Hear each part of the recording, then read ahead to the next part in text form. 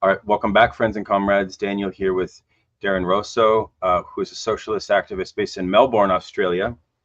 So we're many, many miles and many hours out of sync, but we've come together to talk about this incredible new book that Darren has forthcoming with Historical Materialism, the great Marxist publication, on the work of a French Marxist philosopher and militant, Daniel Bensaid, who I've known about for years and have read some, but Darren has actually composed the first and to date most systematic study, sort of a theoretical excavation of the entirety of Bensaid's corpus.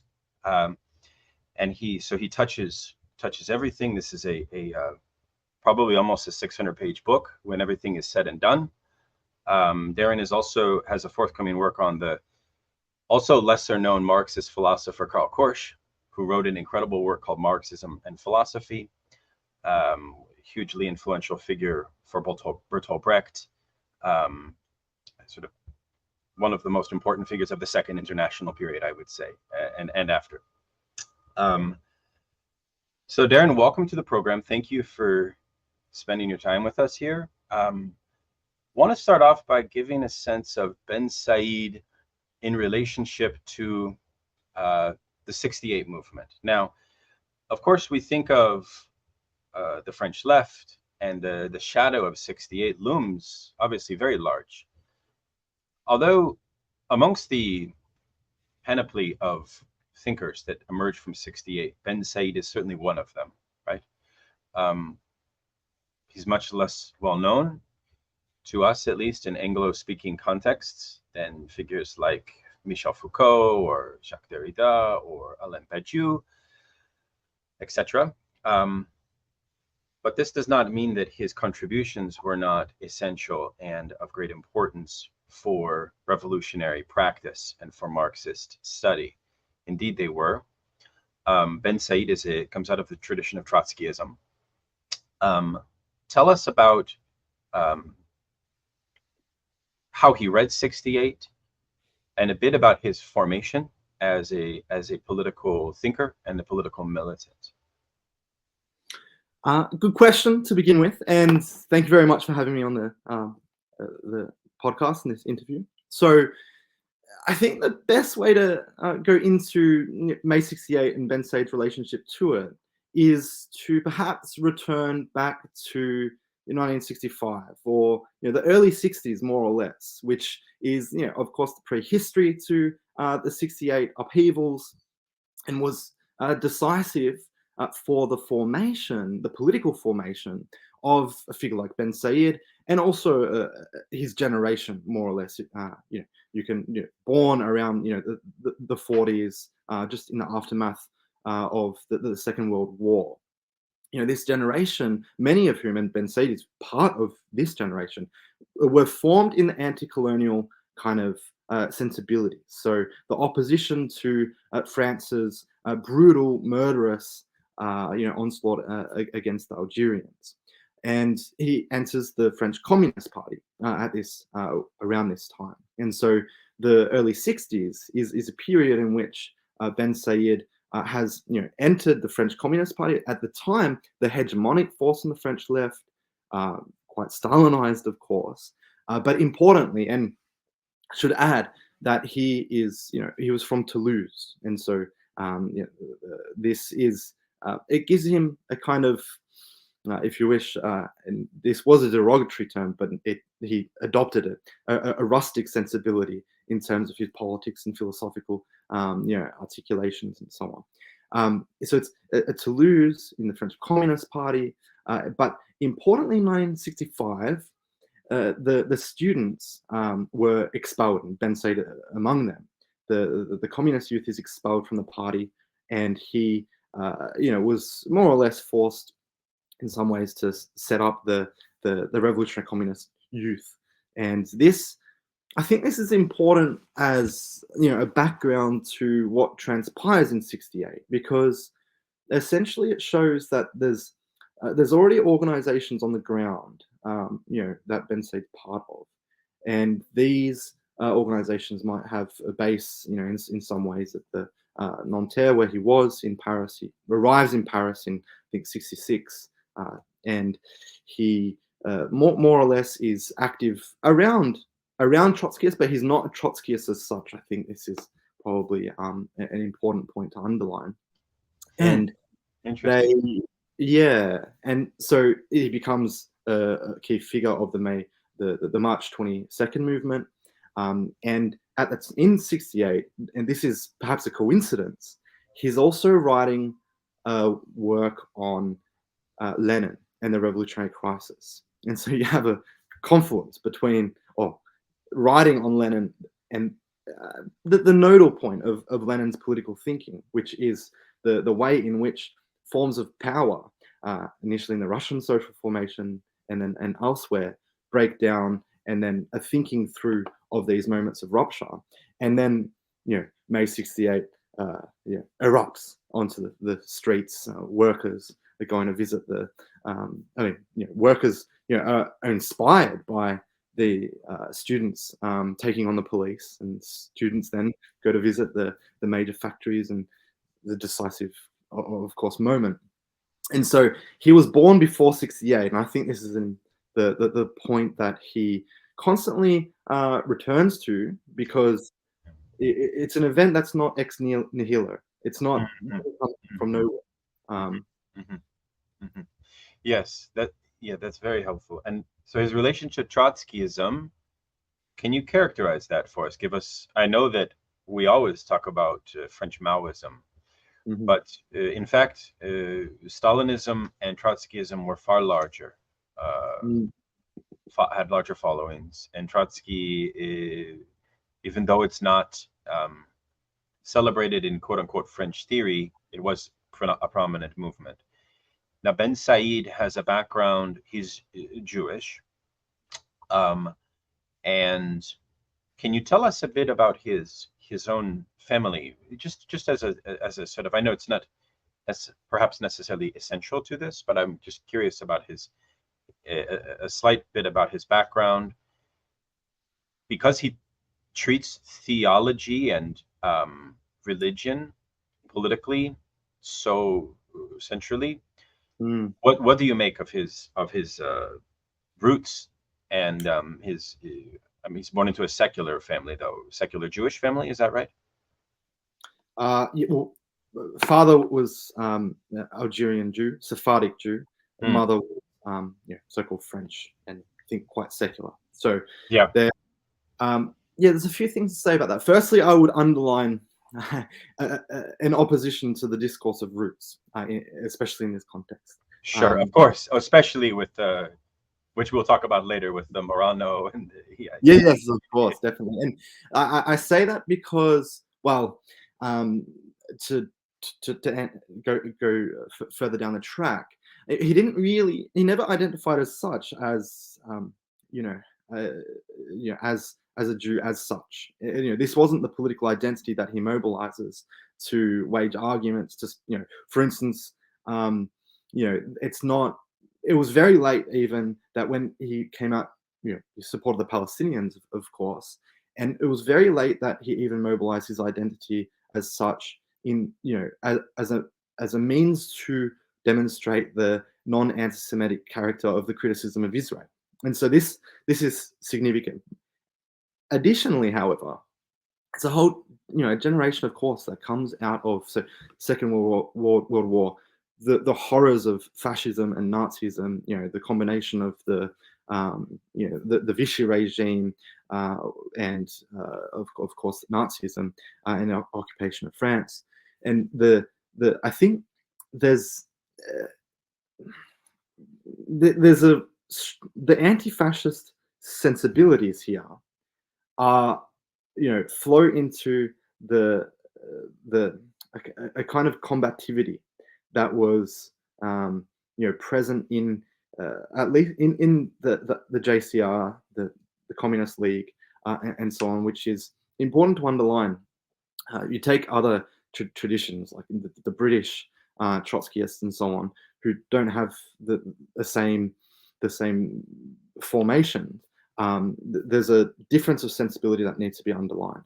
But moving on from that, so his father was a Sephardic Jew from Algeria, died quite early in Bensaid's life. Was a boxer, I think, and it's just interesting.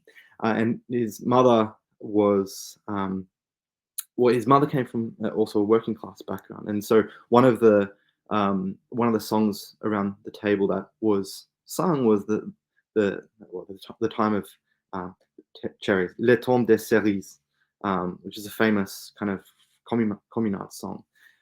So he's really formed in a culture, especially I think via his mother's running of Le Bar des Amis in Toulouse, which regrouped many kind of Spanish communists or anti-fascists, rank and file blue collar workers. Bensaid is shaped as a youngster in a working class culture, and I think that's really interesting and important because often, I mean, on the contemporary left now, when you think of so-called intellectuals of the left, many, one of the stereotypes is they're unable to speak to workers, unable to connect to workers. And so Bensaid's singularity, in a sense, is a formation where he's having or hearing or participating in political discussions in a bar that his mother's running, and his mother's taking also political stands, against Franco's execution of communist leaders and so on. So there's a principle and a working class sensibility that emerges, I think, in his early development, which never leaves him. And one of the things that always struck me when I speak to trade unionists who knew Bensaid, in Paris or whatnot, and they would always comment. They would say, or often, his ideas were very complex, and no one denies this. But at the same time, I always felt like I learned something new, and he was able to more or less convey and communicate the complexities of Marxist theory to me or others who have may not have been trained in a university setting, may be militants in their workplace and so on. So I think that background's decisive in shaping that sensibility, which is political, intellectual, and so on. So Trotskyism and its emphasis on permanent revolution was no doubt alluring, but Bensaid was aware that Leninism had reached certain limits as a practice with the realities of Stalinism. He recognizes that May 68 hit a bit of a wall, and the revolutionary upsurge was rerouted, was captured in some sense. And you talk about how he turns to Che Guevara, and it's worth mentioning that his early thought was involved, and he traveled to Argentina. Is this correct? To work with Guevara's militants. Could you speak a little bit about that, perhaps? Yeah. So it's obviously he's he's very, very supportive of Guevara, of course, and this one of the figures who illuminates or really is part of Bensaid's political imaginary at this time. I think there's how can we put this? He learned Spanish. He learned Spanish, I think, for political reasons, to travel to the Latin American sections, particularly in Argentina, but I think this is important for a number of reasons, and I'm quite critical of this this moment. You could say, essentially, there's a debate in Argentina between, and I'm oversimplifying drastically, but between currents of Trotskyism that were associated with Moreno, who was a historic leader of Latin American Trotskyism, and they tried to focus on workplace struggles in the context of of the late 60s and the 70s. There's an upsurge, actually in a way alongside the May 68 upheavals. There's the Cordobazo. There's a whole range of other upheavals in Argentina, but then on the other hand, there is a current that is committed more or less to armed struggle that Bensaid aligns with, and partly this is Guevarism transposed into Argentine conditions. And the Bensaid, and I think the majority of the JCR at the time essentially vote at one of the Fourth International Congresses, I think the Ninth Congress, for the arms struggle in Argentina.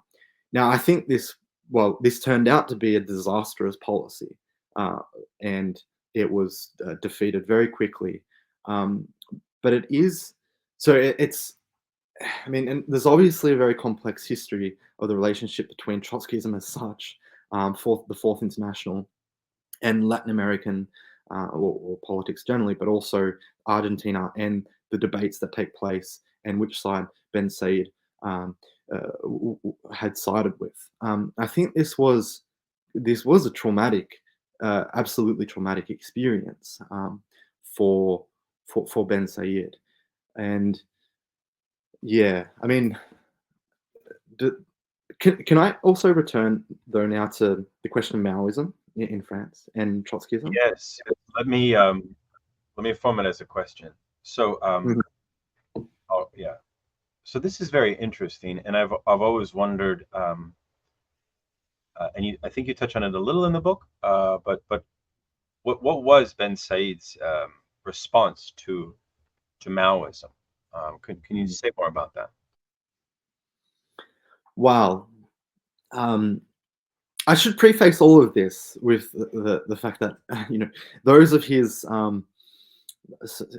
comrades at in the 60s and the 70s and so on would probably contest some of my judgments, and that's really important. I hope to draw that out. But I mean, one of his anecdotes of Maoism, which I think is quite revealing, that I'd like to underline, is it comes in his autobiography where he goes to Saint Cloud and Nanterre, and he's in a dorm, and in his dorm is another student who is committed to Maoism, and he describes this student as very austere, stiff upper lip, quasi-religious, basically monk-like, very much enamored with what's happening with Maoism. And I think that he often, I think, counterposed the open, quasi ill-disciplined sensibilities that were literary, also philosophical, of the Trotskyists, at least of who he was around. Of course, not all the Trotskyist currents have these characteristics. Some can be quite austere and overly disciplined, and so on. But the point is, there's a contrast of sensibility between the Maoists and the Trotskyists.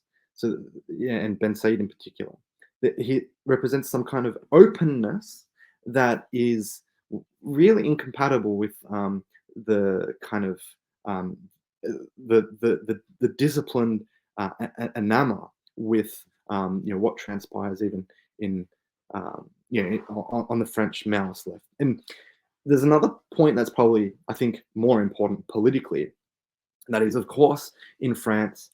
France is one of the bastions historically, I think, of the Trotskyist tradition. From the 30s onwards, Trotskyism was more of a feature, had a stronger presence on the French left, and the Maoist tradition seemed to be more short-lived in France. Of course, in the 70s with Gauche Proletarienne, it collapses very early, and there is.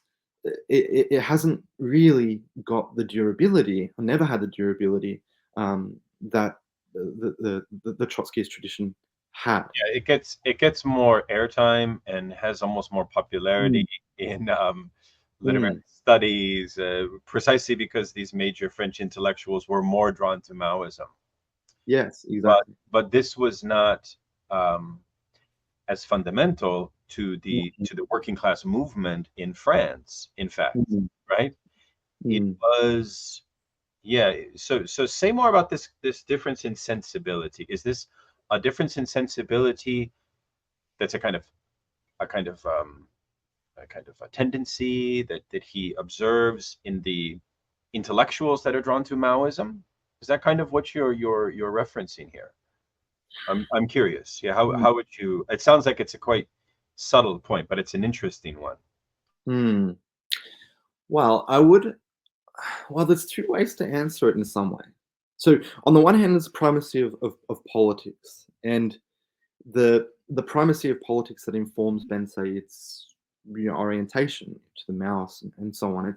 It's a primacy of well, a commitment to socialism from below, which is represented, politically by the historic left opposition to Stalinism, at least in terms of the lineage that it is referred back to. And and yet at the same time, and this is a general point, there's a tension that is mentioned quite often, and I think is real and an important one, between a commitment to party politics, commitment to the party as such, which, and Bensaid was clearly quite loyal in his commitment and conviction that party politics was decisive in political deliberation, democratic organization on the left, and so on. But then on the other hand, a kind of, if you wish, theoretical space or space or an intellectual space, and these two poles of of attention, they're in tension rather. And you think of the Stalinized French Communist Party, and there's very much the sense that, well, if depending on the period, if you're an intellectual, you are a fellow traveler of the party. So basically, you have no impact on politics. If you're inside the party, you have more or less and more or less, and I'm being quite schematic, but I think overall it's true. You have to sacrifice your intellect for the the Stalinized line, or you have to obfuscate and write in such a way that you cannot be suspected somehow of not towing the line. The Maoist tradition seemed to, at certain points, accentuate some of these aspects or these tendencies. But then that's also quite complex, because once there's a collapse of the different Maoist currents and the splits away, then subsequent development of people like Badiou or Lazarus, they're clearly open and able to articulate theoretically, politically, and so on in ways that clearly go beyond the bounds of any discipline that they once may have had. But the Trotskyist tradition that Bensaid was a part of, it kind of, I think it facilitated, or at least in its ideal form, tried to facilitate a conjunction, or a conjunction between truthful, open, theoretical and political sensibility on the one hand, and on the other hand, a committed politics that clearly, working class self-emancipation in its forms. Um, eh, does that answer some of your question? Yeah, it does. I mean, it would be interesting to look, and you do have a section, multiple sections on Ben Said's relationship to Alain Badiou himself. Mm, It would be interesting to see what Ben Said thought of the UCFML, which was Lazarus and Badiou's um, mm, Maoist alternative to the Gauche Proletariat. That would be interesting. I wonder if he was sympathetic to those efforts, or if he was more critical. Um, we had a wonderful episode on our program talking to two Australian-based Bedouin scholars, mm, um, Brian Cook and Robert Buncardo, Mm-hmm. who have a forthcoming book on the UCFML, on Badiou's political militancy from around the same time that you're talking, from Bensaid, early 60s up to the 1980s. We'll get to that in a moment. So this is helpful as a bit of a background. So 68, bring us up to 68. So 68 occurs. How does Bensaid read it? What is his prescription for moving past the deadlocks that it opens? He's not offering a totally pessimistic view on it at all, right? But a much more sober assessment of how the bourgeoisie seizes something within the movement and shuts down possibility of revolutionary agitation. Tell us a little bit about how it affected him. Then I want to move on to a little jump more into his theoretical work, but let's stick with this level first. Yeah. Well, I think the guiding thread of his attitude throughout 68, and I think in the subsequent years, a few years after, is that it's a great dress rehearsal. So it's essentially it's and this is the title of one of the one of the key works or books he writes with Henri Weber in 68 actually, and essentially the argument is, and it's an argument that is it operates on a number of different levels, but the essence of it, as I read it, is that throughout 68 it's an upheaval of major world historical significance. The bourgeoisie could regroup, and one of the lacking features of the movement was the question of a revolutionary party. And so, the analogy that was drawn throughout 68, and then in the work, is the analogy between 1905 in Russia and 1917. And of course, all analogies are suspicious and don't really hold at all. But the sense was, well, there's a rapid effort to try to build some kind of durable organization in the aftermath of 1968. And so they clearly saw throughout the 68 the limitations of just spontaneity.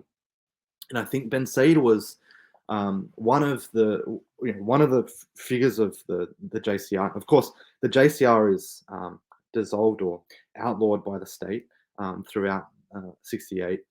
Krivine and others, who were co-leaders, are put into prison for some time, and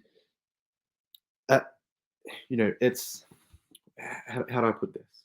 Yeah, it's what's seen is you can grow, even that the JCR seem to have grown quite rapidly throughout 68, primarily among students, but they saw the power of the working class, and so the ability for students to intersect at some level with workers in struggle is decisive. But then also the recognition that simple spontaneity, or spontaneity as such, is not the end game. And he then wages arguments for the construction of a party, more or less, and some of his more infamous kind of formulations. So, for instance, come from this period.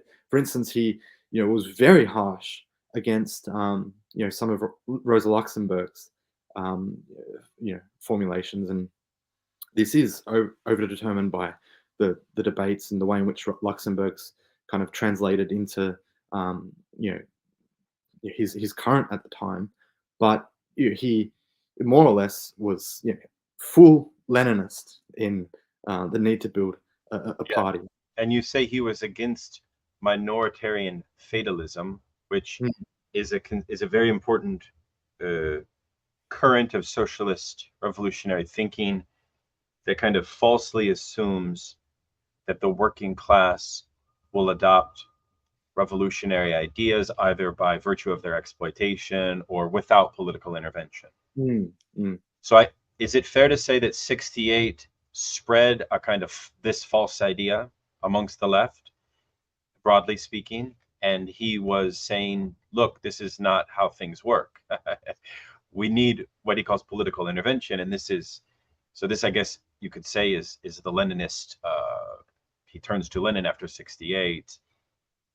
Say something a bit more about this minoritarian fatalism. This is his concept, and I think it's quite useful way of maybe digging into how he views Lenin, because he did his dissertation with Henri Lefebvre on Lenin, right? When did he complete this work, this dissertation? Well, yeah, this is the work of 68, more or less. Oh, really? Yeah. Interesting. Again, it's coincidental that he's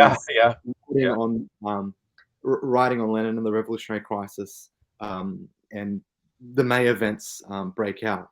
And amazing. He packs up some of his materials, to go and join what's happening on the streets. But at the time, I mean, it's a number of figures in the JCR who are around Bensaid. I wouldn't want to just generalize this too much, but one close figure, Antoine Artus, who is also from Toulouse. When he was working on Lenin and the party, then Bensaid is working on Lenin and the notion of revolutionary crisis under Lefebvre.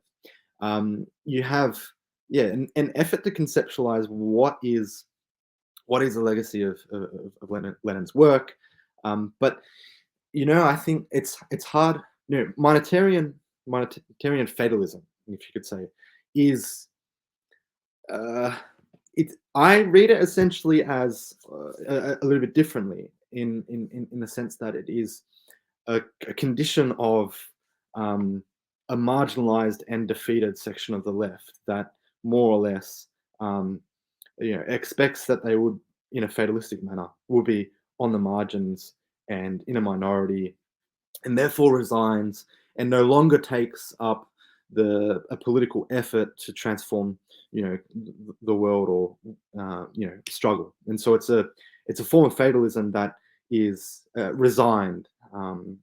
Did he diagnose this as occurring within particular? I think, yeah. I wonder where he sees this coming from, out of curiosity. Well, it's I think I wouldn't want to call it a structural tendency of a defeated left, but I think he sees it as a danger that might emerge in contexts where the far left or the revolutionary left is on the back foot, is defeated, and I think that that the defeat. I mean, we can get into a whole discussion about the impact of the defeat, and I think later on we may, in terms of the Melancholic Wager. But the left opposition historically in the 20th century is a story of defeat after defeat after defeat, more or less. And any political tendency that has its lineage in this tradition is characterized by defeat. And so I think Bensaid spent a long time, or a lot of time, in reflection on what is the meaning of defeat, what and how to confront it, wrestle with it, struggle with it, because ultimately, for the revolutionary left, there is a need for some form of victory. I mean, there's absolutely. So can you give us a bit of a summary of how Lenin is? We'll turn to Marx later, but this early Bensaid, his dissertation, perhaps you might summarize sort of how can Leninism be retooled in a post-68 context, if we could say it that way. What are some of the key points that he wants to lay down? Well, Firstly, would probably, well, I have to make the caveat that Leninism as a term, of course, is a suspect term, and Bensaid is cognizant of this fact that Leninism emerges conceptually really around the time of, I think, the Fifth Congress of the Comintern. It's coined by Zinoviev, and it's not. We have to disambiguate what Leninism is in this context. And I think probably three elements are key for Bensaid. And there is the first question of the distinction between the party and class. And so the relationship between the workers' movement or sections of the workers' movement and other layers of society, students, other layers of the oppressed, and a party. So you have the question of representation, the way in which a party is durably, implanted in sections of the class.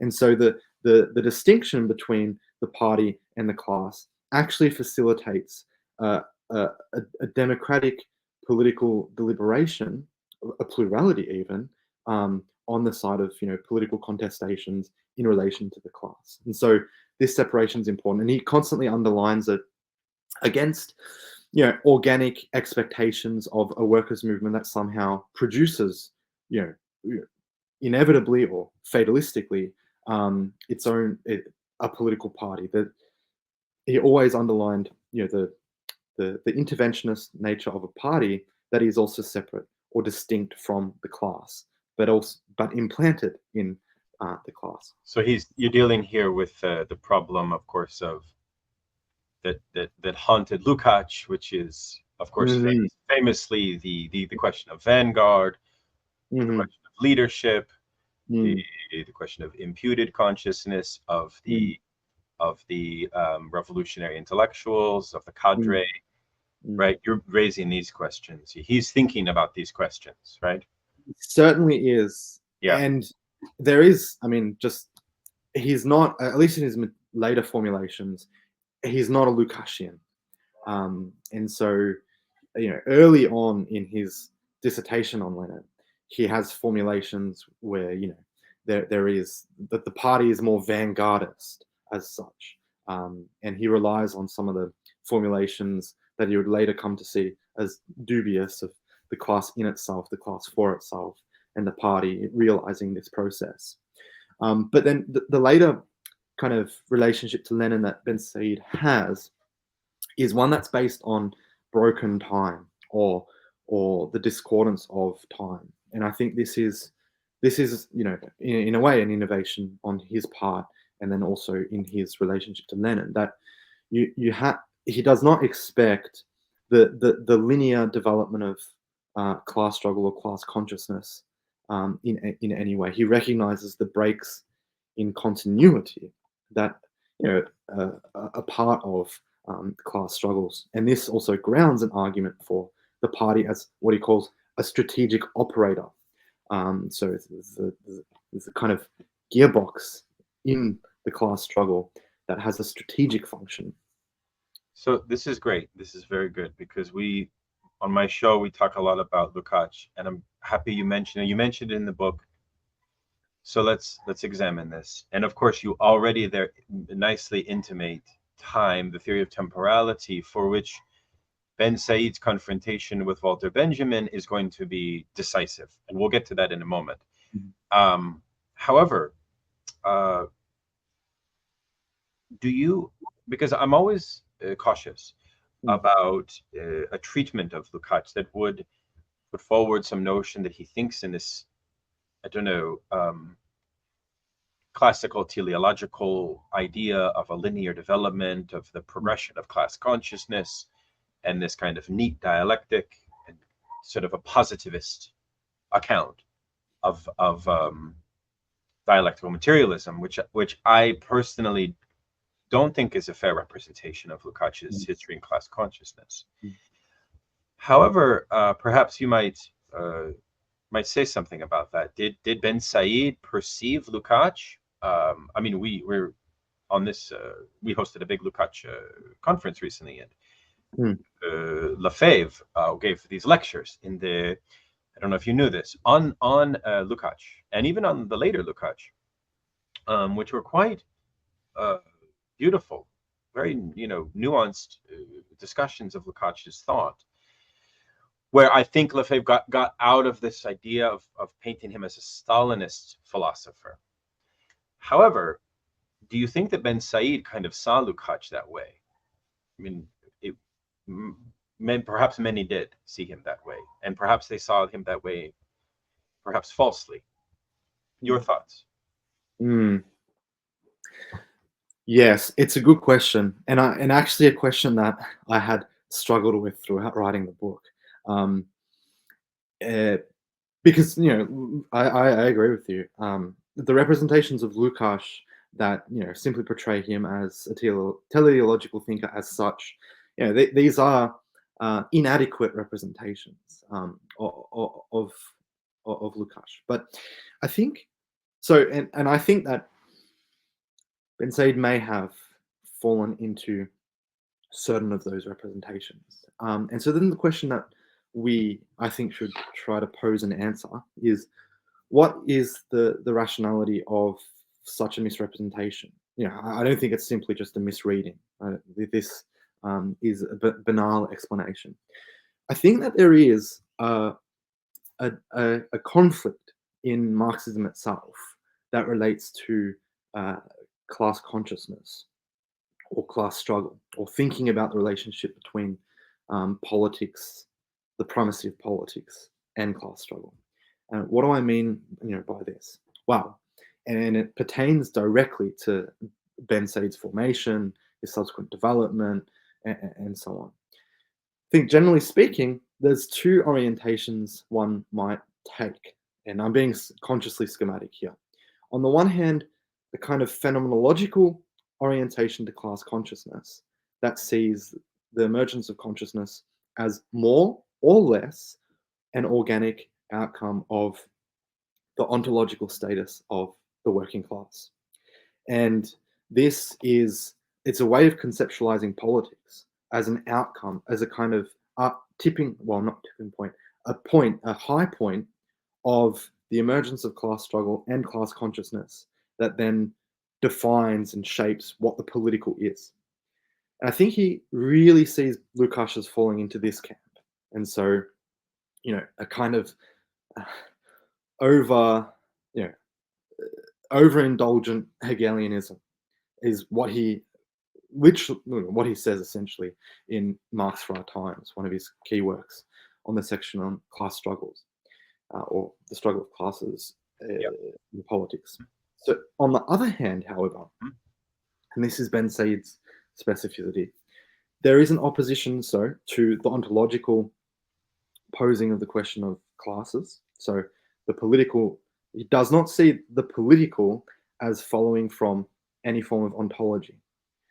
And instead, he grounds it in the relational nature of classes in struggle.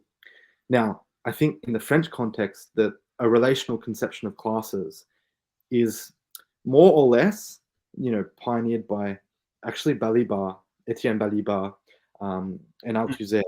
And then Bensaid, I don't think was influenced directly by this, but makes arguments that are similar, that classes are what they are in their struggle. So they're not sociological datums.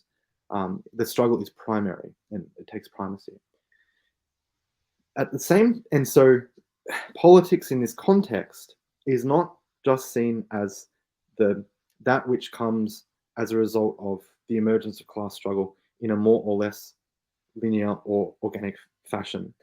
It's a kind of conscious, specific form that takes place within the class itself. This can I just make one more point about this? Please. No, it's a very helpful distinction. Please go on. Yeah. It is also worthwhile not noting that this is all overdetermined in some way by the specific reception of Trotskyism, because actually Bensaid and some others, I think, were critical of Trotsky. Trotsky's conception of class consciousness, and also critical of Luxemburg. And this is, you can read this throughout some of Bensaid's writings on, I think strategy and party, some of his appraisals of Lenin, but then also the early debates in the debates in the Second International, the Third International, and he more or less charges Trotsky and Luxemburg with a historical fatalism whereby what is necessary politically emerges inevitably out of the ontological status of the working class. And so there's a problem that goes back a long way behind the conflict and the difference with Lukács. Wonderfully said, yes. So my response would be that, first of all, I think it's important to note that Lukács was a part of a renegade communist party that was marginalized. And to the extent that he has an ontological conception of the class in itself, is true. However, that's only a precondition for a dialectical conception of class struggle in which there's a theory of mediation that follows from that. So I would like to think about it, say, even if we fast forward to, say, the neoliberal contemporary situation of a working class which has no ontological ground of self-awareness or consciousness whatsoever, by and large.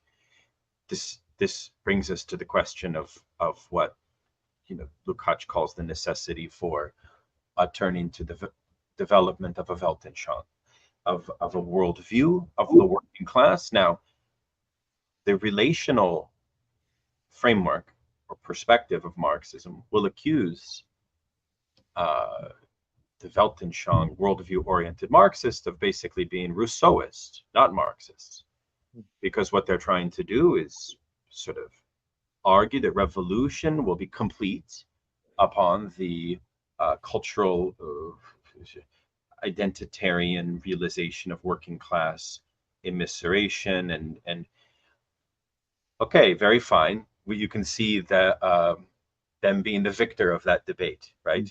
Because clearly Marx and Engels do I think push against a Rousseauist conception of class. I agree with you, but at the same time, I would respond by saying, what about the problem of immiseration? On what ground can the working class, and I think you see this in Marx, by the way, on what basis can proletarian immiseration fortify itself? Here I mean the strengths, the capacities to fight in the struggle without necessary, let's call it extra political organization beyond just struggle, right? By this, the development of working class institutions, Gramsci, no? Gramsci, if you like, combines both of these spheres. So you need to have a combination of the two. I think it's actually quite dangerous, in my opinion, for any Marxist to just sort of, and I'm not saying that you're proposing this, to sort of say, well, you must be relational or ontological. Like, then we run into a danger. Does this make sense what I'm saying to you? I mean, I don't know if it makes sense. We're getting a bit technical, but I know that's actually the direction we want to head. So, but I hope this kind of resonates because I do feel that facing conditions of fatalism and disunity amongst the working class, it requires the development of working class institutions. That doesn't mean that you have to become some kind of left-wing identitarian program. It doesn't mean that. On the contrary, it could mean something much more revolutionary. I'm speaking here about the fact of the dominance of bourgeois institutions in our lives, such that there's no outside to them in some ways. So you have to invent an outside to them. Now, I don't know if that negates the relational point, but I think you're catching my drift. I don't know what you think, but Yeah, I mean, two minor points here. I think that if there is a conflict, this has not been solved in the history of Marxism. The an adequate, well, this might be too simplistic, but I think an adequate representation of the constitution of classes in struggle and the constitution of the working class as a revolutionary subject. This is still the great unsolved problem of Marxism. And so I think we're thinking on a terrain that is by no means theoretically closed, by the nature of, really the imminent kind of situatedness of classes in struggle as they emerge. For me as well, I think a formulation that's very simple, but I think far-reaching, is found in Marx's Capital, where Marx essentially just says, the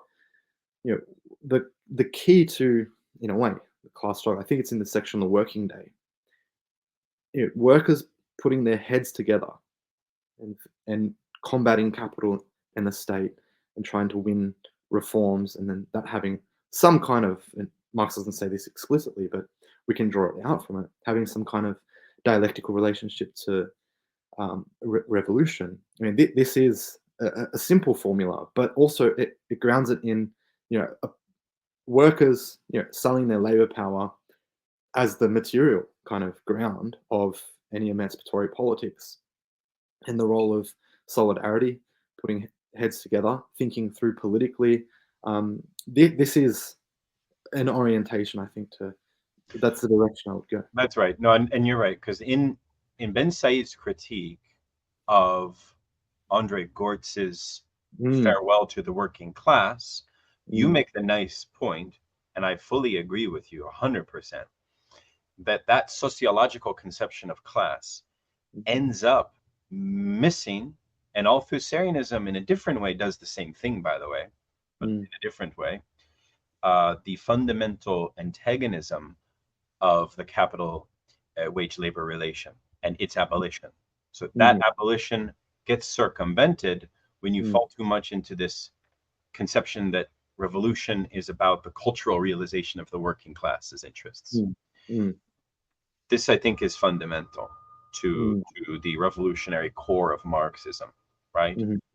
But I don't see why the two have to be self-canceling. That's a whole other debate. But let's do this. Let's move on to the richness of your text, and turn to some of the so just the kind of chronology. Bensaid hits the 1970s, the defeat of 68. We could say something about that, but let's move to the 80s and the 90s, if we could. Rise of neoliberalism, the rise of Francois Mitterrand, the collapse of communist electoral possibility within the parliamentary system is gone, right? In some sense, he has to rethink strategy. So the question of strategy becomes so essential. And he's known, I think one of his most important contributions to Marxism in the 20th century, and even early 21st century, is, of course, strategy. What is the concept of strategy about? Maybe we could start from here and then build out, because then he will go on to write a number of works that takes on, like a recasting of Marxism in its entirety, in some sense. Let's start with strategy, though. Would you mind kind of defining it? Well, I would give the provisional definition of strategy as the ensemble of tasks that allow essentially for the revolutionary seizure of power. I mean, and this is very provisional, abstract by its very nature, and in some ways distant, but essentially the strategic conception of politics for Bensaid. And I think this is, you can see it in his writings in the mid 80s, where there is an effort to reorient the LCR in the aftermath of the defeat of their expectations of what might transpire in, against the Mitterrand government, for instance, in the early 80s. And so there was an expectation that somehow, with Mitterrand in power, workers might rebel, and then there could be an outflanking to the left. This was an expectation, a kind of fantasy in some ways, but it had to be politically rectified.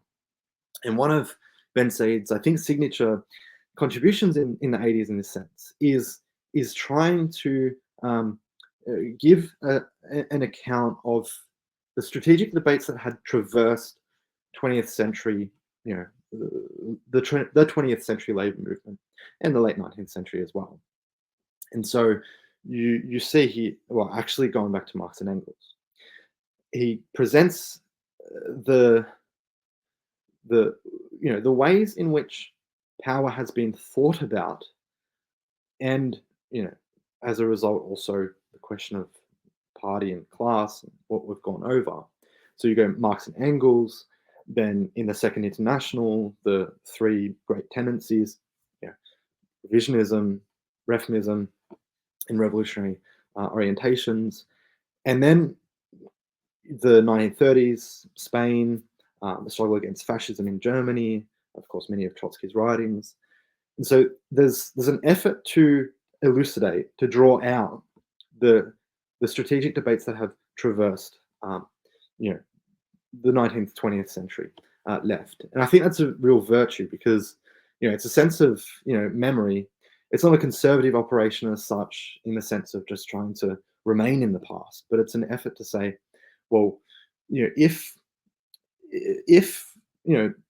socialist politics is actually about, or communist politics is about the self-emancipation of the working class, at some point there has to be a strategic element to this thought. And I think it goes back to, well, the LCR in France had a kind of distinctive relationship to strategy, insofar as politics, at least for Bensaid, was not conceived of without the kind of strategic regulating the strategic regulating hypothesis in a way. That's what strategic is, because it grounds choices on a daily basis with kind of ends or finalities, and but in talking about this, given the weakness of the left and the defeats and so on, it can seem a bit overblown, and I'm quite conscious of this. Well, perhaps, but at the time, it's very interesting because you have Bolivar making an intervention in the late 70s, which is one of the most important interventions in Marxist thought, of course, on the dictatorship of proletariat. That's right, yes. Very important text, which leads Nikos Poulantzas to rethink Marxist state theory, to rethink Bonapartism. Mm-hmm. So Bonapartism no longer has much cachet, right? And here's Bensaid, and this is one thing I love about him. He's wanting to make a different historical inventory regarding these movements, and he's highly critical of them. You have nice sections on the Poulantzas and Althusser, how, so I want to start with Poulantzas, and one of the things, if I could say, is just to kick you off, you say that Bensaid found, and Nikos Poulantzas is extremely influential for the contemporary left in many ways. We're going to do a program on him soon, for those of you that are less familiar with him. Basically, you say that the problem with Poulantzas was a bit like what we were saying before regarding with Lukács, insofar as he thought that within the bourgeoisie, there emerged a sort of opening of possibility, right, for revolutionary contestation. So it's almost like a kind of bourgeois political revolution, which then allows him to open up a whole new theory of state power and so on. Talk about Bensaid's response to Poulantzas, because it probably didn't make him popular, because Poulantzas was very popular. And I think continues to be. Perhaps this is one of several examples why Bensaid's not so well known, because he takes a different line. Mm. Well, before I answer this, I must make a distinction first, that in relation to the Balibar example of the dictatorship of the proletariat, because I think this is a very important moment of the debates, and Bensaid was a participant, outside, of course, the Communist Party, because to ground this, the French Communist Party abandons the notion of the dictatorship of the proletariat, and then Althusser, Balibar, and so on kind of respond to this and make an argument for it. But the distinction in question is that for Bensaid, a defense of the dictatorship of the proletariat had a strategic content. And so it was a strategic notion bound up with a politics of the self-emancipation of the working class. On the other hand, for Balibar, at least this was the way in which Bensaid and some of others from the LCR read the Althusserian line on the dictatorship of the proletariat, was that it was a scientific concept within their argument about politics in Marx. And I think that's an interesting distinction between the strategic and the scientific, because it also gets to the role of, or the critique of politics in Marx, but we can shelve that for the moment. On Poulantzas, I think this is a really, look, I'm quite conscious of coming across like a dogmatic Trotskyist, and I don't want to do that, but I will resume what his relationship to Poulantzas was. So in the LCR, three figures, I think, take Poulantzas the most seriously. Mikhail Lowy, who I think was working with Poulantzas in the 70s, and Henri Weber, who was, I think Weber is interesting because he was one of the figures who, of course, we know that the famous debate or discussion that is published in the New York Review, I think, but initially with Kritik Kommunist, the LCR's theoretical journal, where there's an open dialogue or an argument about essentially the Portuguese Revolution and its outcome, and Poulantzas signals Bensaid out specifically because Bensaid had written a book about the Portuguese Revolution alongside Lowy and so on. And Poulantzas basically says this conception of revolutionary change, where you have the emergence of workers' councils, organs of working class democracy that then clash with the state from the outside. It's this specifically that I oppose. Right. So that's an interesting encounter, and of course, unfortunately, the tragic death of Poulantzas quite early is that he never gave a positive articulation of what I would call the left Eurocommunist road that he articulates later on.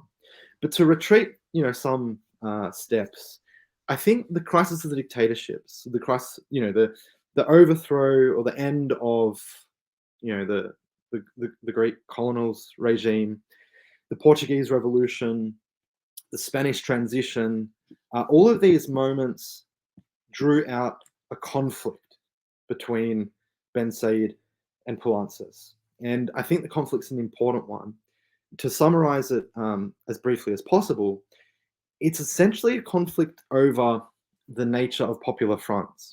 And so one of Bensaid's criticisms of Poulantzas's conception of the struggle against dictatorships and so on is that there's a kind of possibility of an alliance between a section of the bourgeoisie and the workers' movement.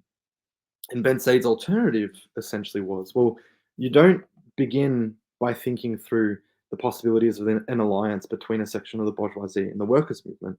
You actually begin with the constitution of a politically active and self-conscious working class itself that emerges through struggle. And so I think this is an important distinction that comes out in, I think, Bensaid's review of Poulantzas's book. But then there's also the question of the earlier Maoism. So the reading that Poulantzas has of the Third International in fascism and dictatorship, like this, like there are there's a conflict that's going on that's important. And I think in the 70s, Mikhail Lowy and Poulantzas would debate the history of the Comintern. And it's specifically overdetermined by a reading, a reading that draws out the left opposition, and a reading that is influenced by events in China, basically. So yeah, I would say there's certain limits though, because there's limits to, two points. Firstly, there's a limit to Bensaid's, in a way, his engagement with Poulantzas's work on the state. I don't want to overstate this at all, but Poulantzas's efforts to conceptualize the modern bourgeois state are of course unfinished but remarkable works of trying to think through a feature of the Marxist tradition that's really been inadequately articulated. And I think the question of the state in the history of Marxism has not been solved, I think, at the theoretical level. And Bensaid didn't really engage so much with this. He was more concerned with the strategic questions. And I think, so there's a certain limiting that goes on as a result of the concerns. But secondly, I mean, to draw back to the Euro-communist moment, I think the difficulty for the LCR, who were some of the most I think sophisticated writers who against Euro-communism, they were able to critique Euro-communism quite adequately, but again, the alternative was quite paltry, and that's I think a difficulty of the conjuncture as well. Yeah, great. This is very helpful. Yes, I'm very happy I asked about Poulantzas, because I think it's important to note that your book is nearly 600 pages, and Bensaid was highly prolific. So he has engagements, sometimes polemical, sometimes less polemical, with almost every major Marxist figure, all of his contemporaries. Yeah.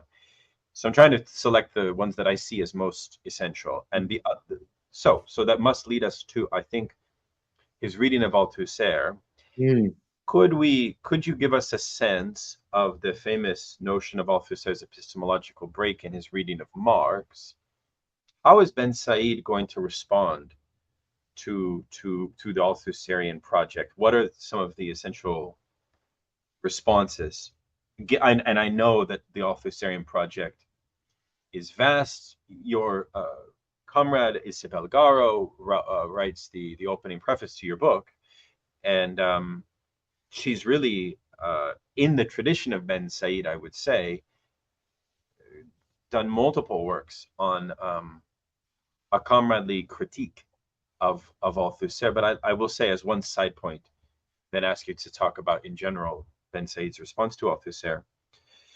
I really like Garo's teasing out of the praxeological consequences of Althusserian theory while preserving the brilliance of the theoretical apparatus that he constructs, but pointing to the ways that it depoliticizes, pointing to the problems of how it conceives of the intellectual, right? Like, which is different than taking on the.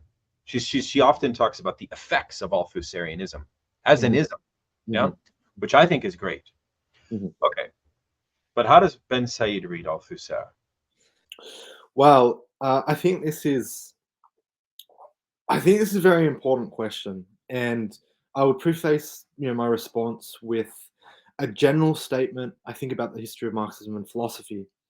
I think that there is a theoretical necessity to the articulations made by figures like Althusser, and this is a very general statement, but I think Althusser, despite any critical misgivings that Bensaid might have had, it makes a breakthrough for thinking about Marxism, within and about Marxism, and I think that needs to, that needs to be the preface for anything that is said.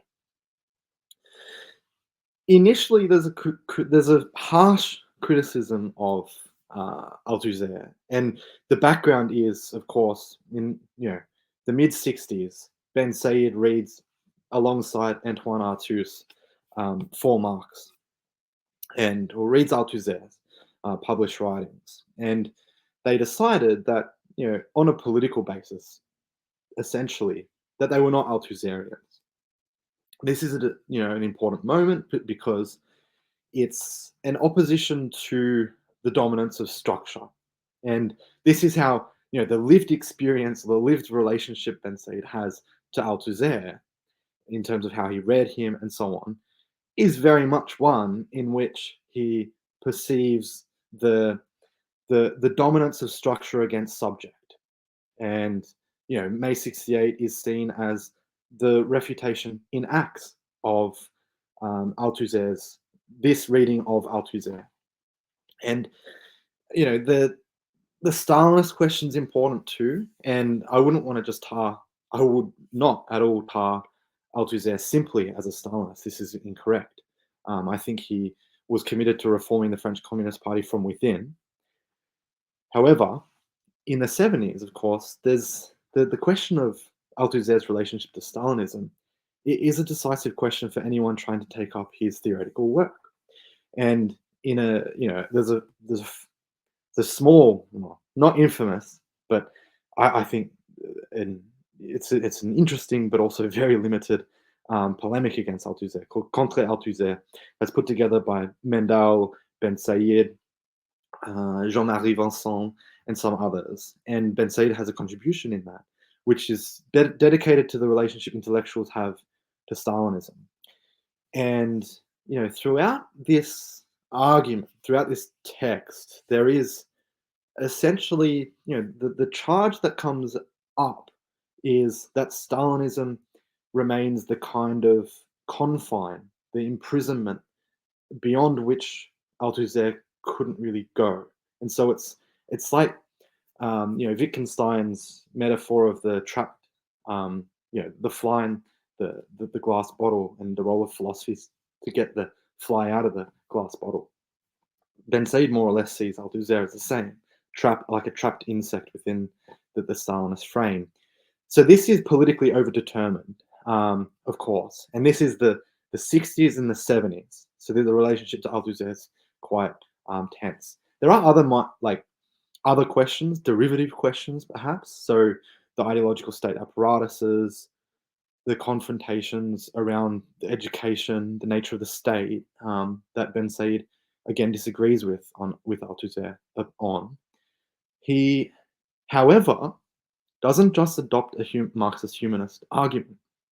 And for instance, in Revolution and Power, book written in published 1976, there's some short sections on Althusser, and one of them is makes the point in passing that the Althusser's idea of anti-humanism has a kind of rationale to it, but it doesn't go far enough in some ways.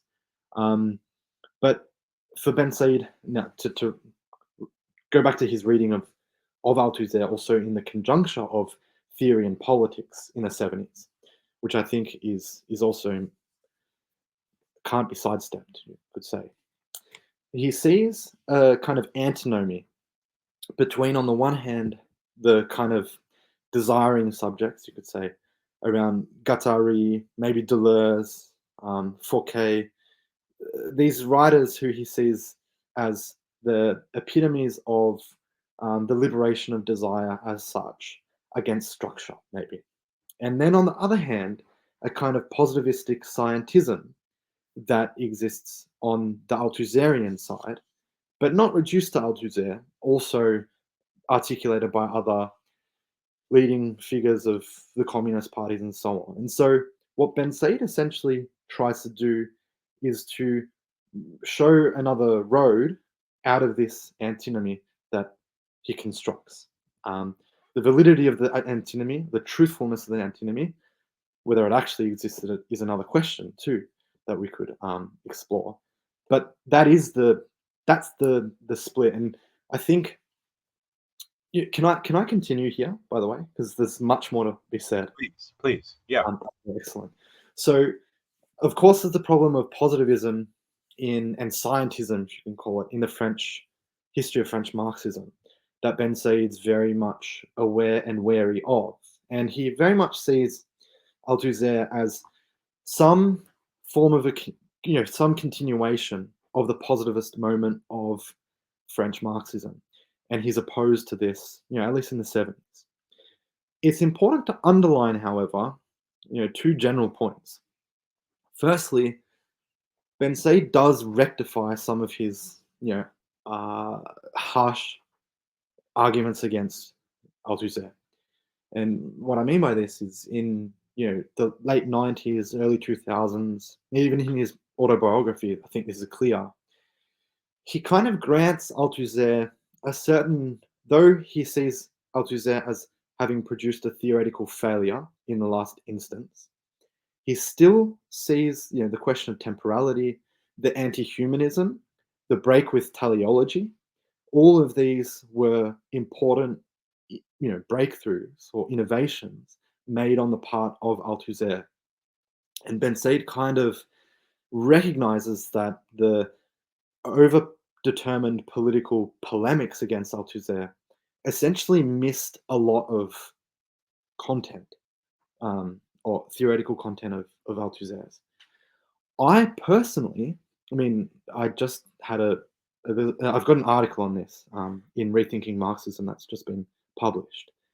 I think that you could also go further in or criticizing the limits or identifying the limits of Bensaid's relationship to Althusser. And this is a discussion probably for another time, but the first would be the misrecognition of even Althusser's Hegelian moment. The master's thesis on Hegel is a really important, I think, document that, I think it plays a very important role in Althusser's subsequent development. And it establishes, in essence, an attention to the form and content problematic that would partly inform, I think, the relation he poses Hegel to Marx in terms of, it's centered around content. Marx makes a breakthrough in terms of content, the critique of political economy. This kind of conjoins with an argument around the epistemological break. Bensaid doesn't really pay any attention to the logic of content that Althusser argues for. And I think partly this is because not just of politics, but also the Hegelian reading Bensaid himself has of capital, which functions in such a way that abolishes the logic of content in the way Althusser poses it.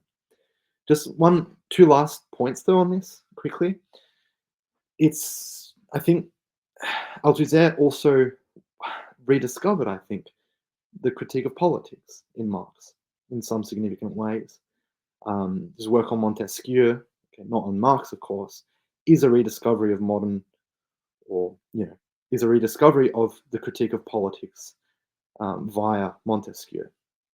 And Bensaid doesn't really pay much attention to this, and precisely because of the political limits in real time that he identifies.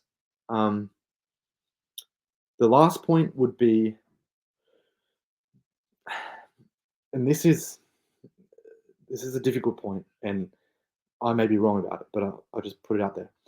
Bensaid's occupation with strategy and his articulation of theory and strategy also rests more or less on abolishing the distinction between science and philosophy that Althusser had insisted on. Now, according to my reading, I think it's important to clarify these terms in their relations, because it's also a question of truth. What's true prior to the strategic question? So not all theory can be reduced to strategy in that sense. May I ask one follow-up regarding the Althusserian thing that I found interesting, which is the repression of alienation in Althusser. and also the perhaps perhaps Ngaro is huge on this. I think Bensaid is big on this too. Is there's an inadequate treatment of political economy Mhm. in political Marxism itself. Mhm. So, but first, what does he mean by this? There's something wrong about the way that Althusser treats the concept of alienation. What does this mean? Well, the the difficulty in some ways here, well, the context is important to um, reconstruct. So alienation is, of course, seen by Althusser as a Hegelian concept. He's shaped in a confrontation with conceptions of history that are taken to be the unfolding of alienated subjects, and then the reconciliation. Teleological, alienation in it. Um, alienation in its essence, philosophical essence, I think, operates between two poles, the origin and the end. So the origin, a fall into a schism, split class society, then resolution of this. And it functions in a teleological way, which I think Althusser gets rid of. And he more or less tries to cleanse Marx of the concept. However, in the late, when, for instance, there are responses to Althusser on the Trotskyist left, Bendal has the book about the economic formation of Marx's thought, which emphasizes the humanist continuities, emphasizes the continued role of alienation, and but Bensaid wasn't a Mandelite in this sense, didn't accept Mendel's presentation, and had a distinct position insofar as he recognized the importance of theoretical anti-humanism, actually, and recognized the break, if you could say, or the discontinuity between the 1844 manuscripts based on alienation and then Capital, which was, the prehistory of which was the efforts to understand the value form. And Bensaid, in his last writings on commodity fetishism, for instance, which are unfinished, they were unfinished in his lifetime, he was very much not just a reader of Marx centered on alienation. And so he doesn't just see Capital as a work of explaining the economic alienation of those who sell their labor power. So does that get to answering your question? Or Yeah, I think it does. I mean, I think it makes sense because we're seeing a kind of continuity between Marxism must maintain the primacy of the independent organization of working class and working class emancipation, which I think he sees Polancis and Althusser as deviating from. Can we say it this? I know it's quite basic, but is this fair to characterize it this way? I think ultimately he does see it in this way, yeah. Right.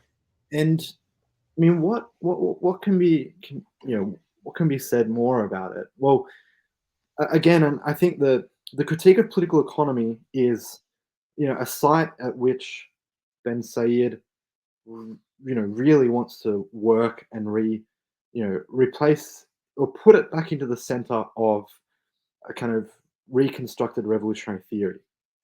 So the critique of political economy, however, is one that is essentially focused, I think, in the last analysis, and this is a contestable point, but it's about the commodification of labor power and the abolition of the status of labor power as a commodity, and the way in which dead labor capital essentially lives off the living, in a vampiric sense. And so there's a liberation of labor power, the liberation of labor power, or the efforts of human potentialities human potentialities to express and flourish and unfold in leisure and so on. All of this, I think, in the final instance, is what's derived from a reading of or an interpretation of the Critique of Political Economy. And so Bensaid holds on to that, I think, in a strong sense, and that's the strength.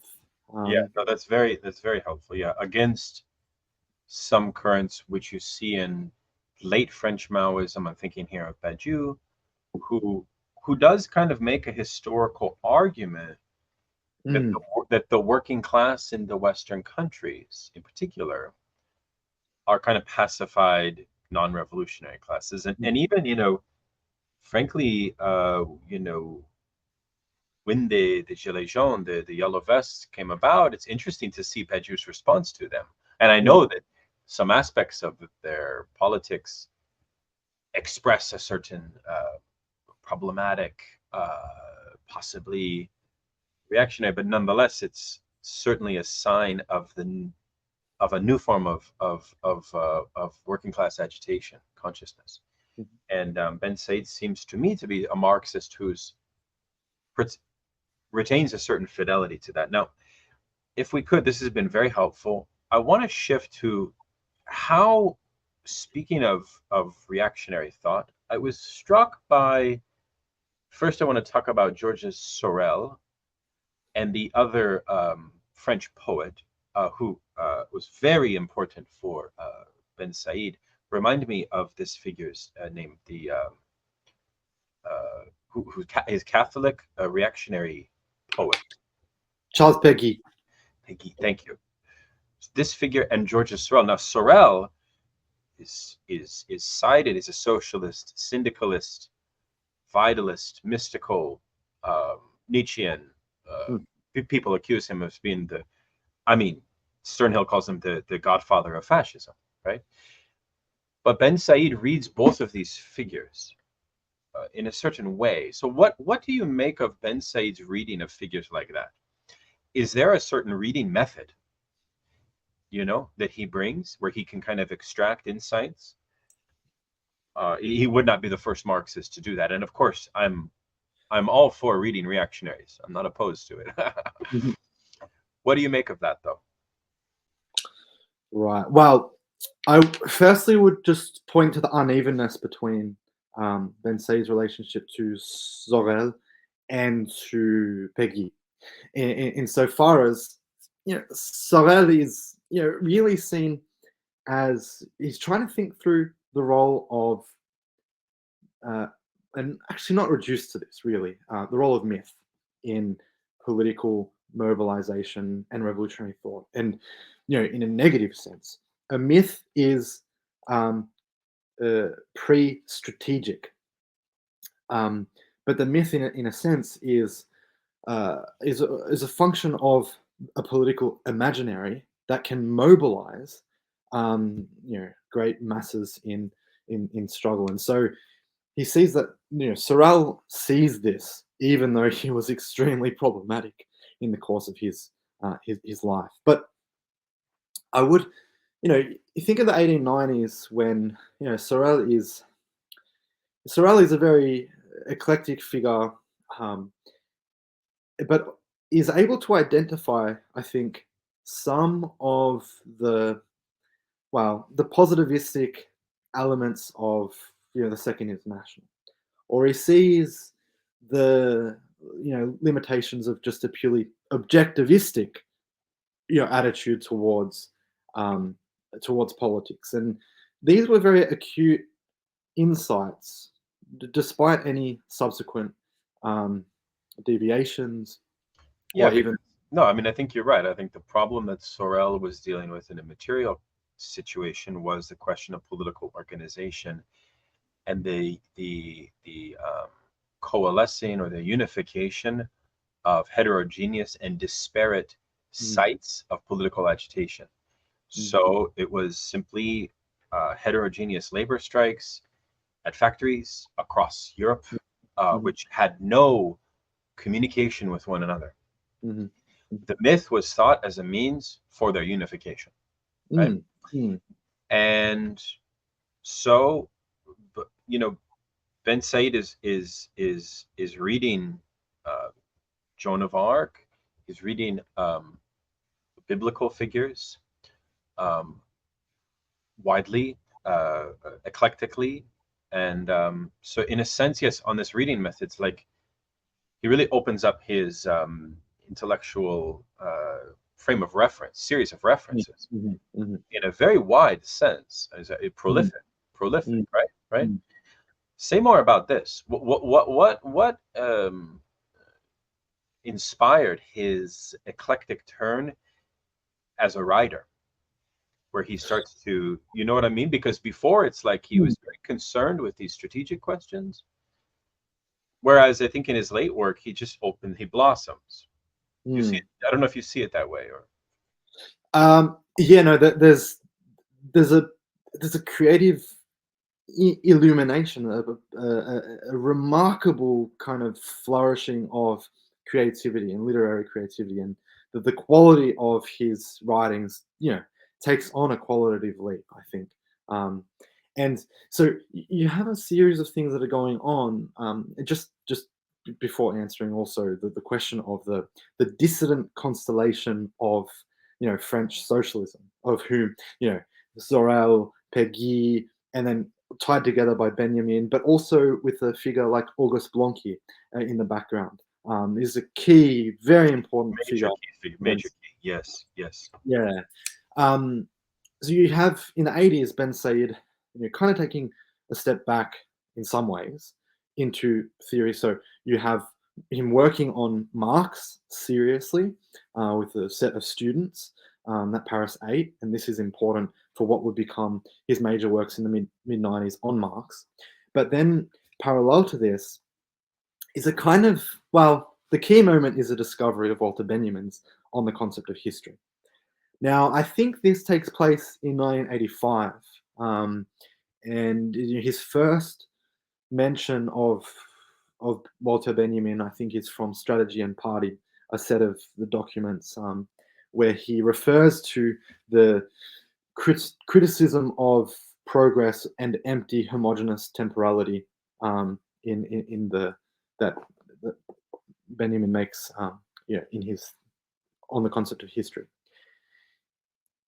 So you have the discovery of Benjamin, and this opens up a series of trails, so to history and memory in particular. And so the trilogy you refer to on Joan of Arc, on the French Revolution, and then on Walter Benjamin is a trilogy that's organized around history and memory, thematically. And it's informed by the dissident constellation of French socialism. So Peggy and Benjamin, Benjamin's incorporated into it more or less. Now, this is very interesting because it's a moment when, also at a personal level, and this is not exactly clear, but Bensaid undergoes a health crisis.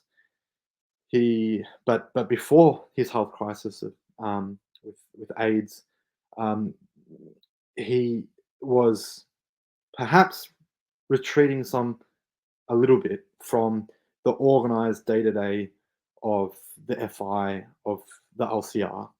And I think there was a turn to writing in a strong sense brewing within him, I would say. And then with the collapse of the Berlin Wall, the collapse of Stalinism in Eastern Europe, then really puts a question of the viability of an alternative to capitalism. Of course, he was an anti-Stalinist for the vast majority of his life, but there was a need to defend an emancipatory project and to renew it. And so it's not just a defensive operation, but an effort to renew communism as a politics of liberation.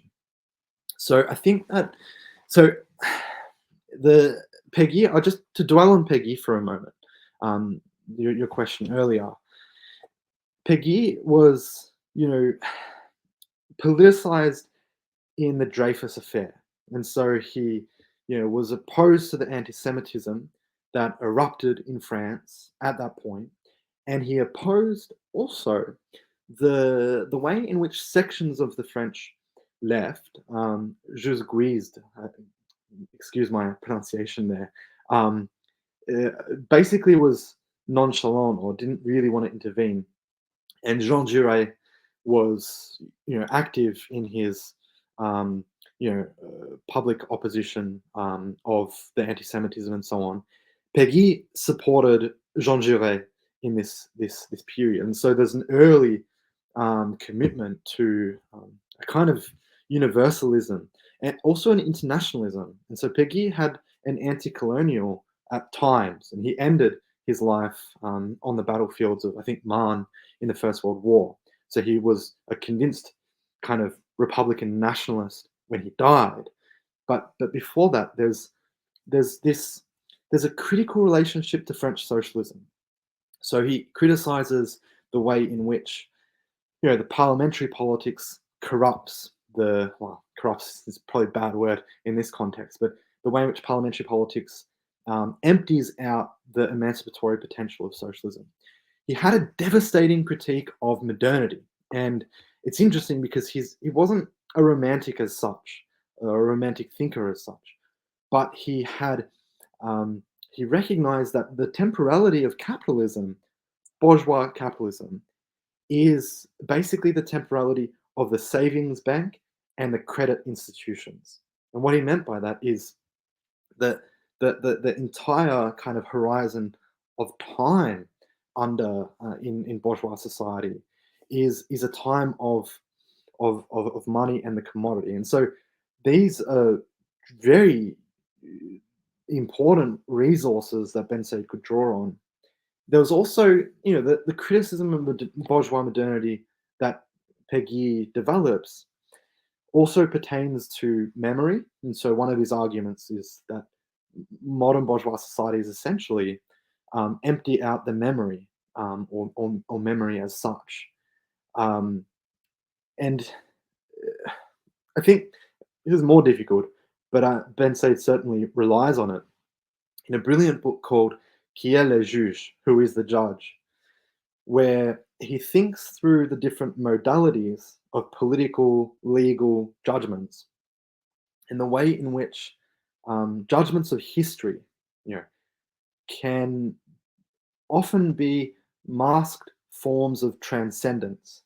So a masked transcendence operating in the judgments of history to close down the emancipatory possibilities of historical events and so on. And so you see in the dissident constellation that Bensaid's working with, Péguy and Benjamin and so on, a concern with, in Badiou's terms, is the event. And so this constellation first emerges also as a kind of reference point in Bensaid in his book on May 68, written in 1988.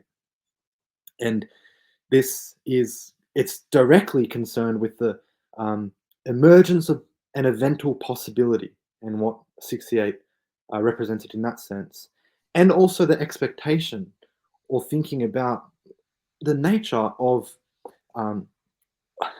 eventual possibilities. Yeah. So it must be said that in French liberal academic discourse, there was an effort for a grand revisitation of the history of the French Revolution and a putting under the microscope of Jacobinism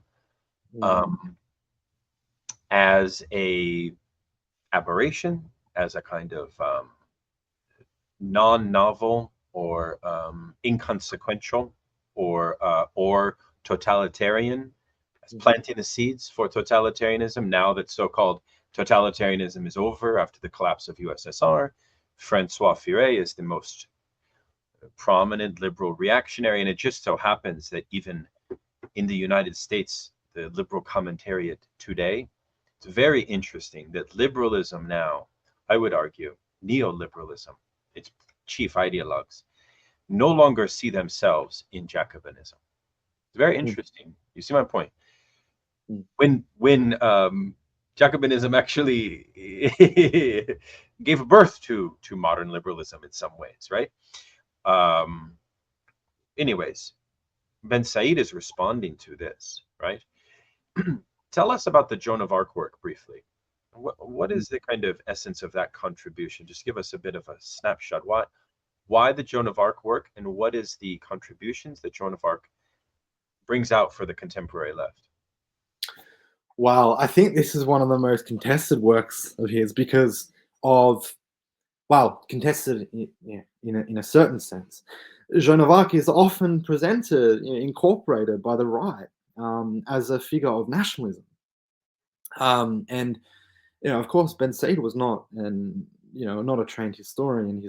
The work is not a work of a historian. It is a work of memory, and in a specific sense that there's a dialogue set up between author and Joan of Arc, and it's I guess 3 points are key from the book in my reading. Firstly, Joan of Arc is a figure who is operating at a point of transition, historical transition, of the emergence of the modern nation states, perhaps. This epochal transformation that is going on, where the borderlines were not set in stone, were not marked.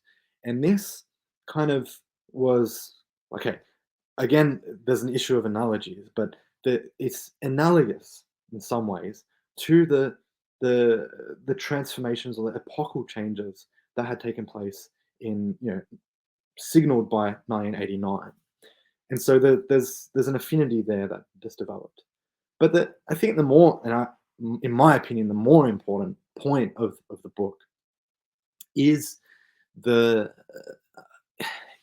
way in which Joan of Arc is able to become a figure of conviction and a figure of fidelity to a cause. And in one of the last passages of the book, which is quite arresting and beautiful also, very, very vivid in the way in which it captures the burning of Joan of Arc at the stake. But it's a question of not giving into the temporal authorities and to allow conviction to oppose the powers of essentially the ecclesiastical kind of theological hierarchies of power.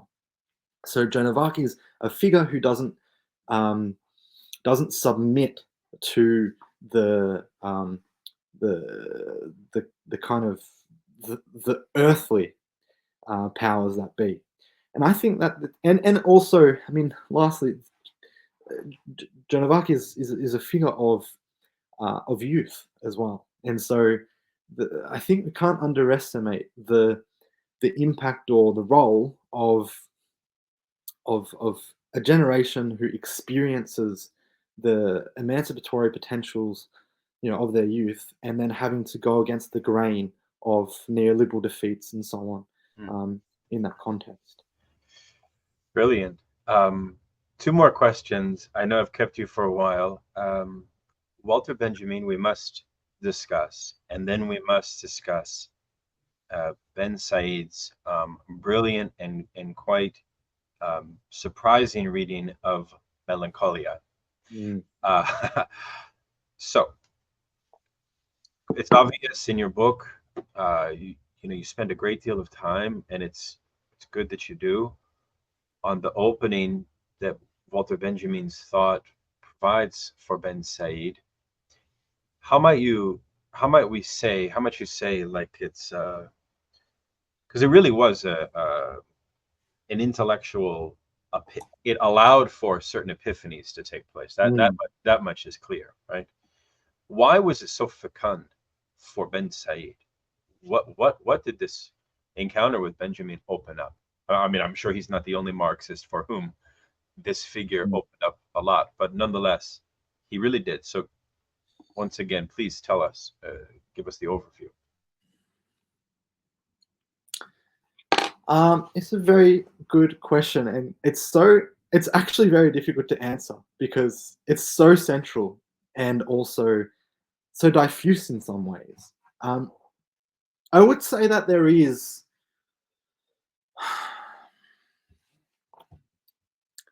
an experience of the failure of thinking that refers to thinking about history as a one-way street, where there is, history is history with a capital H, and there's one road, and it's a road of progress, and somehow the left and the workers' movement is on this road, moving forward, and inevitably will finish at the terminus upon which communism is realized. So this is the ideological framework, I think, of much of the left. Even the far left. I mean, the far left hadn't. I mean, despite the fact that you can absolutely find reflections on temporality in the Trotskyist tradition, in other traditions, in Marx and Engels and so on, in a classical sense, there are insights there. It's Benjamin who, I think Mikhail Lowy is right about this, whose document concerning the concept of history is, in a way, as much of a breakthrough as a thesis on Feuerbach. That's a very provocative statement. I And remember you mentioned this in the book, don't you? Yes. yeah, I really like the formulation. I was struck by this. Mm. I was very struck by this. But go on, please. Yes. Well, I think that, broadly, Benjamin was engaged in the criticism of historicism. He was engaged in the criticism of not only historicism, but also the politics of social democracy and the way in which forms of historicist thinking merges and intersects with that set of, essentially reformist social democratic politics. And the issue, to my mind, is even in the tradition of a so-called historical materialism, and I think that concept is dubious, but we don't have to discuss it here. But there was a lack of reflection, critical self-reflection on the very concept of history. And even, you take Perry Anderson's Considerations on Western Marxism in his afterword, where he basically accepts as much. He says, for a Marxism that takes itself to prioritize a so-called science of history, the very concept of history has hardly been interrogated. Yet Benjamin was the exception who was able to do this, and one of the fruits was, of course, thinking of time, in the sense of, uh, reposing the nature of temporality.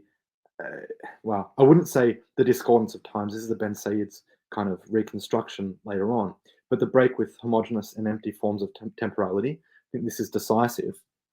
But in another sense, and I think this is very important for Bensaid, Benjamin, despite being, a figure who's on the margins of organized politics in significant ways, is a thinker who opens up the thinkability of the primacy of the political present. And I think in Bensaid, the political present is an essential component of the way he does politics, does theory, poses history and memory. The political present is he forges a kind of political epistemology of the present, if you can say. And Benjamin really opens this up, I think, in the Passagenwerke, where he talks about, the primacy of politics over history. This is a decisive statement, I think, and one I largely agree with, and I think Bensaid thinks the consequences of. So, you have the way in which the past, the present, and the future are categories of a political present that has epistemological primacy. That, I think, is a really important opening that Benjamin and the contribution he has for Bensaid, but then extending out from this, which is not a direct continuation of the Benjaminian trail, but is, I think, bound up with it is the question of temporality in capital, the discordance of times, the experience of revolutionary times. And so, behind the epistemological primacy of the political present, you have the distinction between revolutionary, non-revolutionary times, the moment of time that is full, that is the time of strategy in a strong sense. So, yeah, does that begin It does. No, I mean, I felt the best way that I understood the Benjamin contribution was the distinction you brought up between Benjamin and Heidegger. Yes, yeah.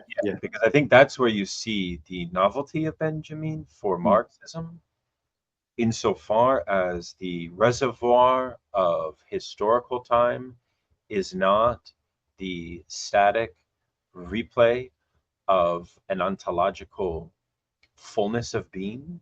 So it is he makes a move to ground a conception of Marxism, of historical materialism, away from the ontological model, for which you could say that generally that is the way of different forms of fascism.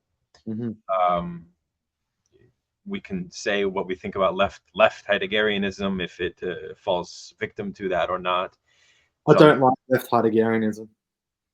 Yeah, I'm very critical of it, but especially now that Richard Wollin has recently put out this book, which he's coming from a liberal perspective, but it's a very interesting enterprise. I don't know if you've read it, where he does something. It's much more than just the Black Notebook consideration. You know why? It's the full linkage of the epistolary entirety of Heidegger. Thousands of letters, which had never been pieced together, back in chronology of the development of his concepts.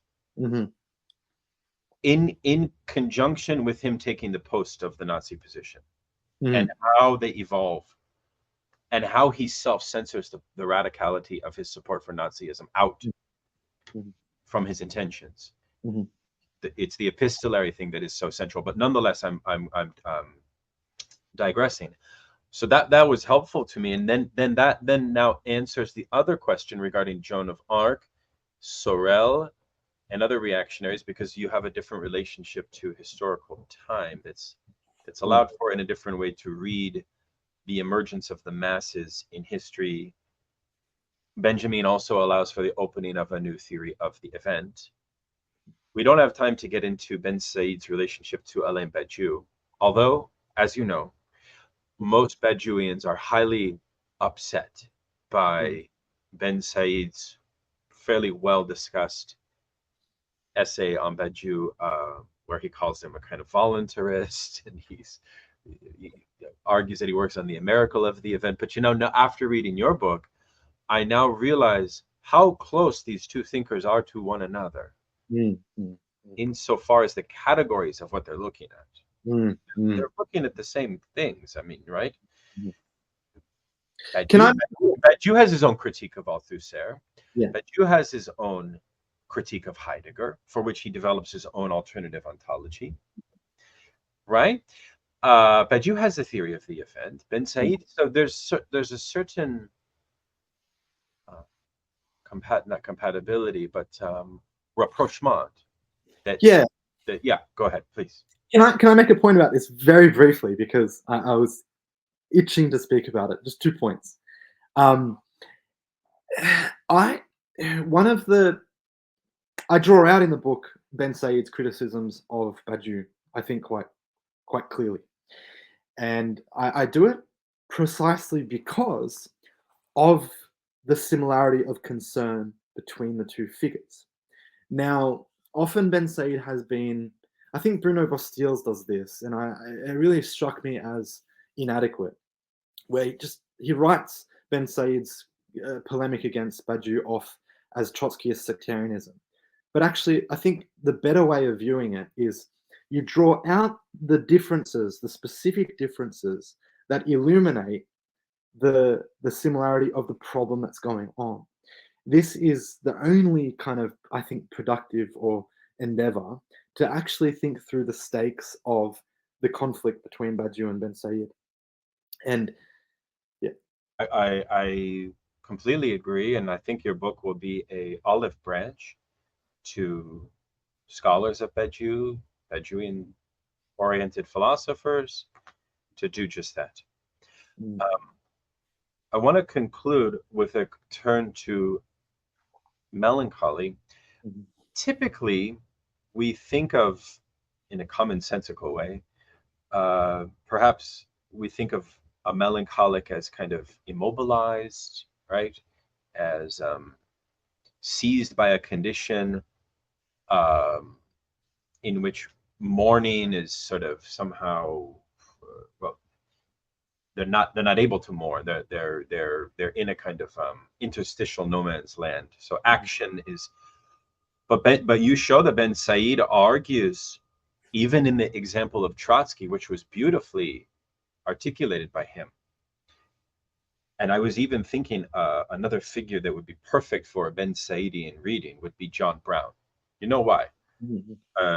John Brown, before he did the famous raid on Harper's Ferry, okay, he had lost, I don't know, countless children in childbirth, right? Mhm. His the level of loss was so overwhelming Mhm. that by today's standards in the trauma discourse, people would think of him as kind of a totally pacified subject. Mhm. But it was at that moment where he decides to do the most revolutionary act. And this is what Bensaid basically says melancholia is. It is a revolutionary affect. But he's not really thinking about it vis-a-vis Freud, Mm. right? He doesn't need to get into the kind of psychoanalytic jargon to get at the concept, to get at the thing. So how does he read melancholia first? And then we'll get to this question of the melancholic wager. Right. Yeah, I think it's a really, well, how do I put this?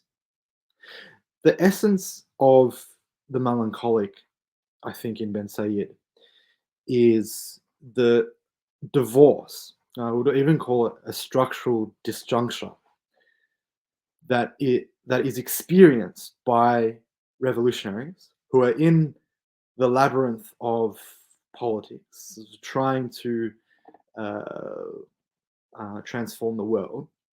So between the necessary and the possible. And so there is a kind of structural divorce between the necessary and the possible, the necessity of revolutionizing the world, the necessity of liberation, and the historic possibilities or non-possibilities of such necessity, of its actualization, and so on. So I think there's the structural disjunction between these two terms very much informs the experience of a political melancholia. So, you have the example of Saint-Just, the French Revolution before, being executed. You have the experience of Trotsky, the experience of Pierre Naville, the French Trotskyist, Che Guevara. You can name a lot of name one revolutionary, and you have basically to deal with the structural disjunction between the necessary and the possible in a significant way. And so I think it's from that tension, that disjuncture, that the melancholic kind of political subject can be thought about. There is a sense of kind of, I wouldn't call it tragic, the experience of tragedy, perhaps, but Sure. Yeah, because of course, I also feel that there's a legacy of, well, of Pascalianism, frankly, mm, because keep in mind, Sorel mm, was also a Pascalian socialist. And mm, I think it's probably fair to say that both Badiou and Bensaid have an indebtedness mm, to the Pascalian tradition. mhm. The Pascalian tradition is rich. I mean, there's a kind of reactionary side of it in Jansenism, Yeah, yeah, yeah. right? But there's a liberatory, emancipatory side. Mm. I think that we can both place these figures here. I've always wanted to teach a course on the variations of Pascalian Marxism, because another great Pascalian Marxist is Lucien Goldman.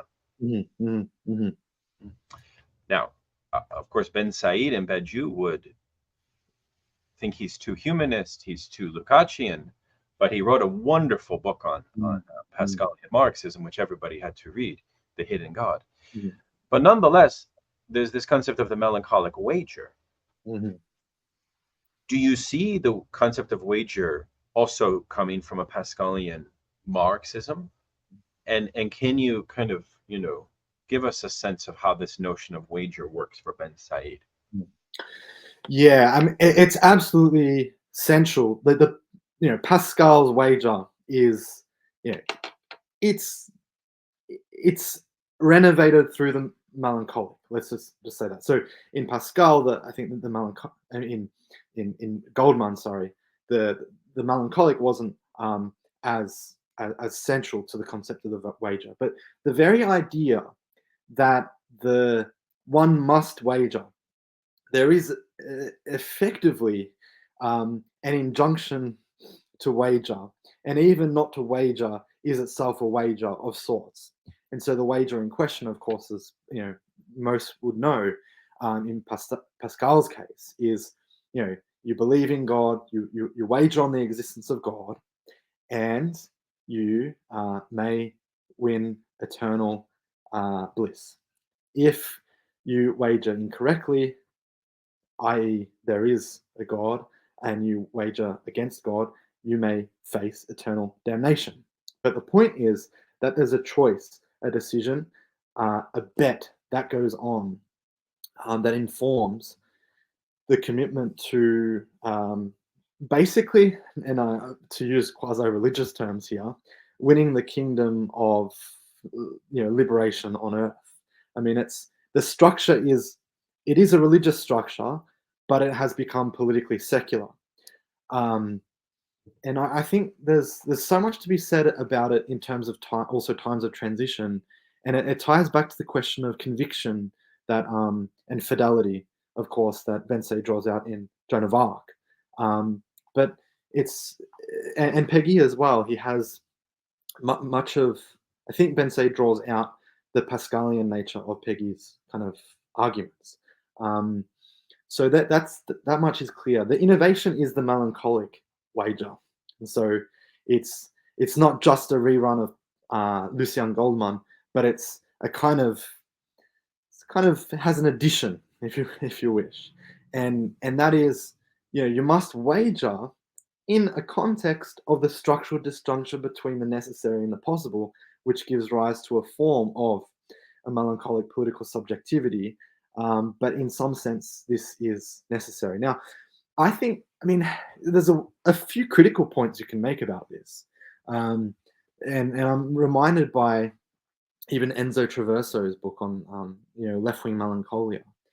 And I think that the danger of talking about melancholia is, of course, in a simple way, to depoliticize the question and turn it into a psychoanalytic question, which might be a bit of a slippery slope.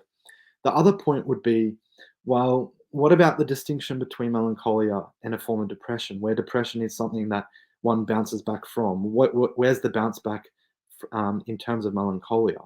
Is one stuck in a process or a place of mourning? And is the inability to mourn simply also something that reconnects with a kind of vengeful attitude to redeem the oppressed? This is an important point, I think, that needs reflection. But then also, the last point would be, well, what are the alternatives to a political melancholy that is based on a revolutionary subjectivity of the divorce between the necessary and the possible? And I mean, I don't think it's feasible to say that one can escape the wager. I think the wager it must be made. And I've heard some friends, criticize the idea by just saying, well, wagers make for bad politics. But, give me a form of politics without wagers, or without reasoned wagers. And so the importance there is, it's a reasoned wager. not just a wager as such. But the alternatives to melancholia, I think that one of the alternatives could be a kind of false exit into a philosophy of life or a vitalism that just accepts the facticity of a commodified and fetishized world, that has the illusion of an escape into just the vitalist move, or the philosophy of life.